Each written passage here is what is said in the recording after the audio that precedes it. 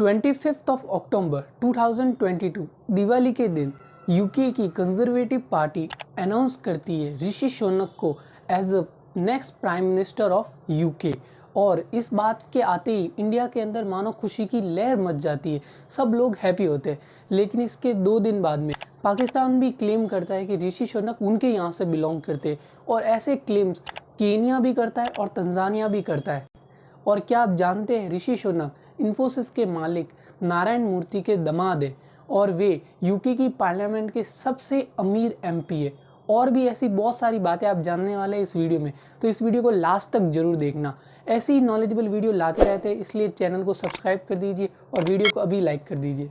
Start करते हैं। Some in the Conservative Party say Truss has become a lame duck prime minister. Cost of living crisis in the UK is expected to get worse. Rishi Sunak will become the United Kingdom's Prime Minister. दोस्तों, कहानी शुरू होती है 2019 में, जब UK में election होते और बोरिस जॉनसन वहाँ के प्राइम मिनिस्टर बनते। यूके के इलेक्शन भी इंडिया की तरह ही है। यूके के अंदर भी 2 हाउस है पार्लियामेंट के। पहले हाउस का नाम है हाउस ऑफ कॉमन और दूसरे हाउस का नाम है House of Lords. House of Common में कुल 650 मेंबर्स है, जिन्हें एमपी कहा जाता है।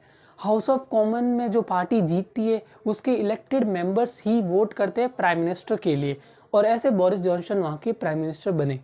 तो गाइस, ब्रिटेन के इलेक्शन खत्म होने के कुछ समय बाद में, जब ब्रिटेन में बहुत तेजी से कोरोना फैल रहा था और लॉकडाउन लगाया गया था, तब बात बाहर निकलती है कि बोरिस जॉनसन पार्टी कर रहे थे, लॉकडाउन को तोड़कर पार्टी कर रहे थे 83 लोगों के साथ में। स्टार्टिंग में बोरिस जॉनसन ने इन सारी बातों को नकार दिया, लेकिन जब पार्टी गेट स्कैंडल की रिपोर्ट आई तब बोरिस जॉनसन ने इस बात को स्वीकार किया और माफ़ी भी मांगी। लेकिन बोरिस जॉनसन रुके नहीं। मई 2020 में वो एक और पार्टी करते, जून 2020 में वो एक और पार्टी करते और नवंबर 2020 में वो एक और पार्टी करते। इन सारी बातें न्यूज़ पर दिखाई जा रही होती है कि कैसे बोरिस जॉनसन पार्टी पे पार्टी कर रहे और लॉकडाउन को तोड़ रहे। तो जनता में बोरिस जॉनसन के खिलाफ आक्रोश देखा जा सकता है, और इस मूवमेंट तक कंजर्वेटिव पार्टी में भी बोरिस जॉनसन के खिलाफ माहौल बनना शुरू हो जाता है। इनके अलावा बोरिस जॉनसन पर और बहुत सारी एलिगेशंस लगी, जिन्हें आप स्क्रीन पर देख सकते हैं। इन सारी एलिगेशंस के कारण ऋषि सुनक रिजाइन कर देते फाइनेंस मिनिस्टर की पोस्ट से, और साजिद जावेद भी रिजाइन कर देते हेल्थ मिनिस्टर की पोस्ट से।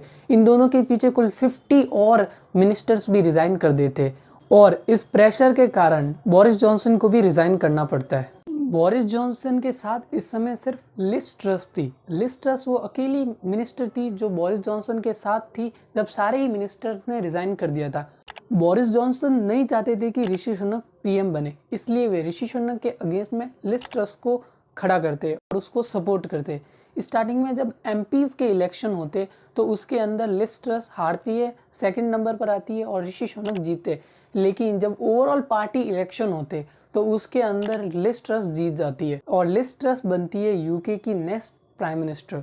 इन सारी पॉलिटिकल अनस्टेबिलिटी को देखकर जो फॉरेन इन्वेस्टर थे वो यूके से अपना पैसा वापस उठा रहे थे, जिसके कारण पॉन्ड की वैल्यू दिन ब दिन गिरती जा रही थी, और जिसके कारण यूके के अंदर इन्फ्लेशन 13.2% तक पहुंच गई थी। यूके के लोग अब यही चाहते थे कि लिज ट्रस प्राइम मिनिस्टर बनती है तो वो यूके की इकोनॉमी को सही करे।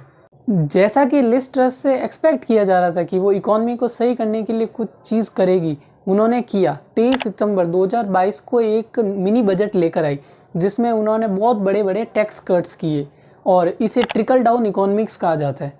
लेकिन ये उनको बैकफायर कर गए। इसके कारण पौंड की वैल्यू और ज़्यादा गिरने लगी, जिसके कारण IMF ने इन्हें वार्न किया। इन्होंने अपने चांसलर को हटा दिया उसकी पोस्ट से और नए चांसलर को लेकर आई जेरेमी हट। जेरेमी हट ने आते ही इनका जो मिनी बजट था उसको पूरा का पूरा कैंसिल कर दिया। उसके अंदर जितने भी टैक्स कट्स थे उन सबको वापस रोल ऑन कर दिया, जिसके कारण पूरी कंट्री के अंदर उनकी ऐसी इमेज बन रही थी कि कंट्री को असली में तो जेरेमी हट चला रहे, जिसके कारण इनके पार्टी के अंदर ही ये कॉन्फिडेंस लूज़ करने लगी।